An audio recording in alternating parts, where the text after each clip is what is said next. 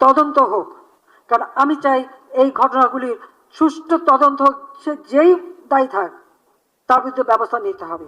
দীর্ঘ ১.৫ বছর পর হাদি হত্যার ইস্যুতে দিল্লি থেকে ইউনূসের নানা ষড়যন্ত্র নিয়ে জাতির উদ্দেশ্যে এবার মুখ খুললেন সাবেক প্রধানমন্ত্রী শেখ হাসিনা। গত ১২ ডিসেম্বর গণসংযোগের জন্য রাজধানীর বিজয়নগর এলাকায় গেলে চলন্ত মোটরসাইকেল থেকে ইনকিলাব মঞ্চের মুখপাত্র শরীফ ওসমান হাদিকে গুলি করে দুর্বৃত্তরা। গুরুতর আহত অবস্থায় তাকে ঢাকা মেডিকেল কলেজ হাসপাতালে অস্ত্রোপচারের পর ঢাকার এভারকেয়ার হাসপাতালে ভর্তি করা হয়। পরে উন্নত চিকিৎসার জন্য এয়ার অ্যাম্বুলেন্সে করে তাকে সিঙ্গাপুরে নেওয়া হলে গেল বৃহস্পতিবার রাত 9:30টার দিকে সিঙ্গাপুর জেনারেল হাসপাতালে তার মৃত্যু হয়।